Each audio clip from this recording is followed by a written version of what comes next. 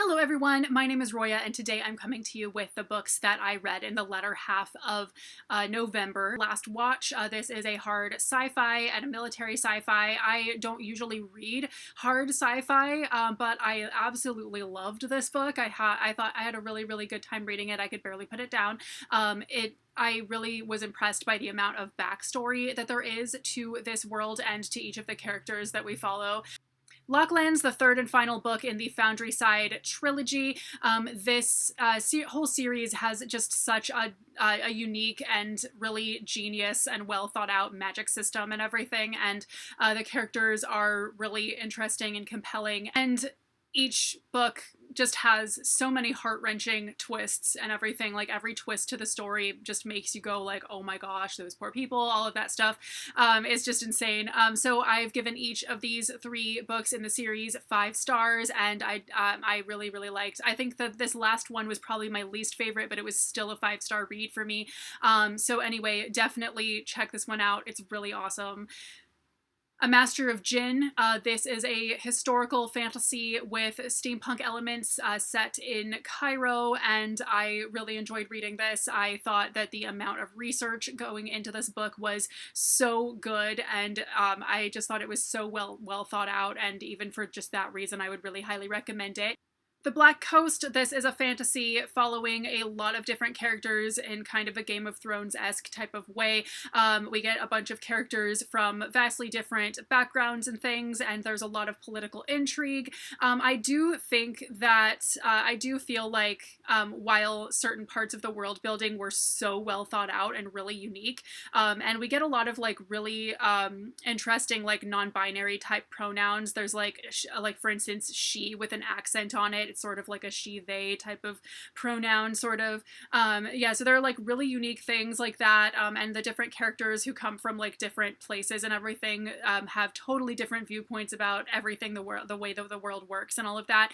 So I think that a lot of that was really unique, but I feel like we got so little time with each character. Even though this is like a chunky 600-page book, I feel like the chapters with each character were so short. I feel like I finished the book not even really knowing any more about the characters than I did at like almost the beginning. So I feel like there could have been more. I mean, maybe in the next book there will be like more. I'll get more of that in that aspect. But anyway, I really enjoyed this book and I would definitely recommend it. Anna K. This is a YA contemporary retelling of Anna Karenina. I really ended up not enjoying this book, which is a huge bummer because I've heard really good things about it. But unfortunately, I gave this 2 stars. I mean, this is a really tricky thing to do, retelling Anna Karenina among teenagers in modern day.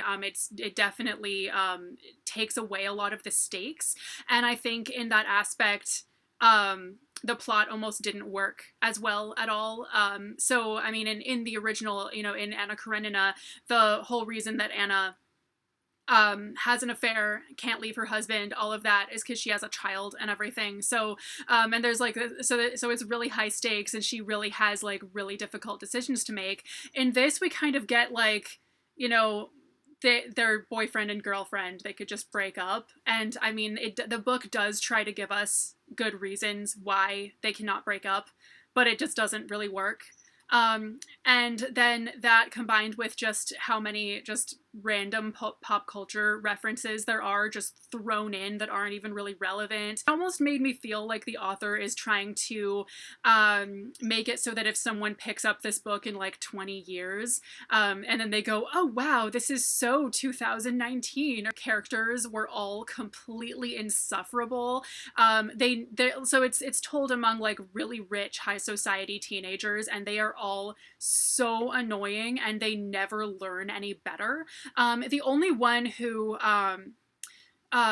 does have a good story arc where she actually like learns something and gets through a really difficult thing is Kimmy, who's the kitty of this retelling. So she actually has a really good story arc, but as soon as that's resolved, she's like not even in the book anymore. And so I felt like the whole rest of the book, it's all just a bunch of like rich people problems and just silly stuff. And then there is a really big thing that happens towards the end of the book that once we like people kind of find out who did it and everything off scene, like off the page, and it's never explained how that was possible that someone did it either. And so I felt like since this whole book had just not been very strong enough for me up until that point, that was what really put it into 2-star territory for me, even though it started getting better in the last like 1/4 of the book. So I felt like the last 1/4 of the book was more like a 3-star read.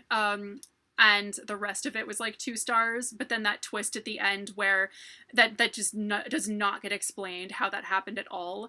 I felt, yeah, I felt like that was really weak, and it just really bummed me out because the book was finally starting to get good. And so I just really did not like this book at all. I was really bummed. I really wanted to like this book because a lot of people really like it, but I think that it was just really not for me, and I'm bummed. All Boys Aren't Blue by George M. Johnson. This is a memoir, a YA memoir about his growing up being a queer Black man in America, basically. And this book touches on so many really good points about basically, if you're different as a kid, you have to do certain things in order to survive. So he had to like really try to, even though all his interests were like more feminine, kind of like he was more into like playing jump rope with all the girls. He didn't want to play football with the boys, but like he kind of had to because otherwise he would get made fun of or worse, basically. So it really talks a lot about advocating for yourself and about just a lot of things about sort of survival when you're different and all of that. Like and it is a really, really important book, and I really enjoyed reading it, and it's a really quick read as well. And A Spark of White Fire by Sangu Mandana. I did not enjoy this book as much as I hoped that I would. It was kind of just normal and kind of boring as well. So it's basically about a princess who only reveals herself to be who she is after having survived on her own for like a really long time or whatever. And it's the whole thing for me just kind of made no sense. Like it's not like she really has any clear goals of what she wants to do. It's sort of like why is she doing any of the stuff that she does in the entire book? Like it doesn't make any real sense. And so the stakes were just not very high, and I was just kind of like, I just kind of thought this book was just okay, pretty much. But anyway, so those are the books that I read in the latter half of November. Let me know if you've read any of these, have any thoughts on them, any of that. And thank you guys so much for watching. I will see you very soon with a new video. Bye!